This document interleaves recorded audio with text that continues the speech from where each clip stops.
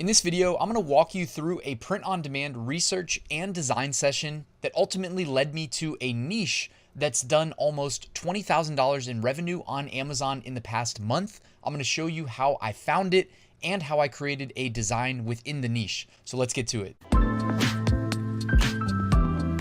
So I started my niche research journey off here on Podly. Podly is a research tool that looks at all the Amazon merch listings and ranks them for us, as you can see behind me here, in order of bestseller to worst seller. So I didn't actually search for anything. These are just the organic bestsellers right now. As you can see, July 4th shirts are making a killing, especially after Father's Day and Juneteenth came to pass recently. So now it is July 4th, the next big trend. And what did I notice when I looked at the top 10? I was like, okay, I'm seeing a trend here. A lot of presidents and historical figures in the designs seem to be selling well. So I'm going to note that. And specifically, just as a t-shirt seller who looks at these trends every year, the Ben Drankin shirts, I always love those when I see them. And I was like, you know what? I want to make a Ben Drankin shirt today. So let me just go to Amazon real quick. And I typed in Ben Drankin shirt and ran helium-10 X-ray. So now I can see the average revenue of the last 30 days looks to be about $18,000. Well, let's just call it $19,000 for this t-shirt Subniche. You can see the average price is about $16. Average BSR, 678,000. So they've got some relevant data points for us. Honestly, you don't need to go paying for a research tool like helium-10 for print on demand. I'm only doing it because it's a YouTube video, and I know you guys like to see these metrics. Honestly, I find them interesting as well. So for my design, I need a picture of Ben Franklin. Well, I went to Wikipedia, and while I can't say this definitively, I did Google it, and they made it sound like most of the images, if not all, on Wikipedia are open source.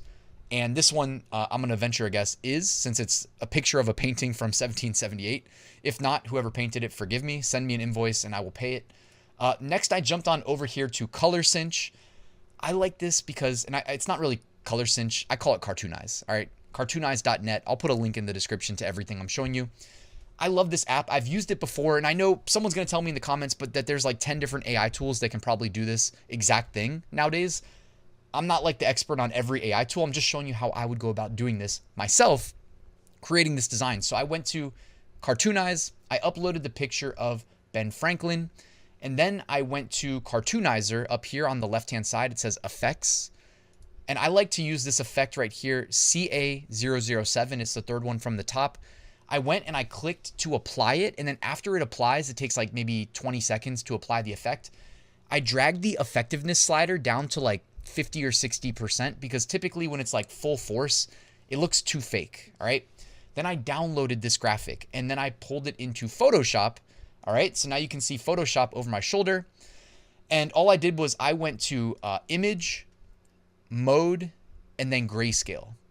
Now, if you don't have Photoshop, you can go to photop.net. It's a free version of Photoshop built into a web browser.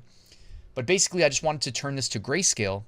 Then I pulled it into remove.bg, which does exactly that. It removes the background. I went ahead and I downloaded it. From there, now I have the kind of cartoonized grayscale, and you don't have to do grayscale. I'm just showing you how I did it. All right, this is just me here. All right, this isn't the right way or anything like that. This is just how I went ahead and did it for this video. And this is how I would actually make this design in real life, offline too, if I wasn't doing a video. So then I pulled the PNG with, you know, the cartoonized, the grayscale, all that stuff, the background removed, into a, you know, Amazon merch optimized design template. And as you can see here, I decided to add the text Ben Drankin, as you would expect. And I made two versions. I made a all white text version with no red and blue. And then I made the red, white, and blue version because, hey, it's July 4th, right? I mean, that's an obvious, hopefully it's an obvious one. Sorry for interrupting. I wanted to let you know that linked in the description, you can find my free print-on-demand mini course that is completely new for 2023. If you sign up, it'll help you get your first sale. And down there, you'll find a link to my print-on-demand Facebook group. I hope you'll join the community. So I had two versions of the design saved, and then I did this. I pulled it over here into Amazon Merch. As you can see here, the white text version is actually great. I've mentioned this before in previous videos. We know in Amazon Merch, if you make the color black available, and then you select nine other t-shirt colors, in search results, they're going to see the black thumbnail. So how about doing something just a little bit different to stand out? How about making red and blue available, right? And then not making black available, so that in search results, you're fitting the July 4th red, white, and blue color theme, but you're not another black shirt, all right? I'm just thinking out loud here. That's a strategy that I implement all the time, that I love, that works, all right? So you can see here, I mean, simple design too. I didn't mention on the design though, if you're a newbie, like I don't think I'm a good designer, but I'm not a newbie. You typically don't want to do asymmetric designs. You typically just want to keep everything centered and symmetrical. That is a high recommendation from me if you're not like really good at it. And I'm not trying to say I am, but I think this one works. It's pretty simple. So I had the red and blue version here on the white text version. And then in the other version, version 2, also, if you're taking notes, note to make multiple versions of your design while you're in there, right? You don't have to put in all this work just to make one version. Make a couple versions. You can switch the text out, for instance.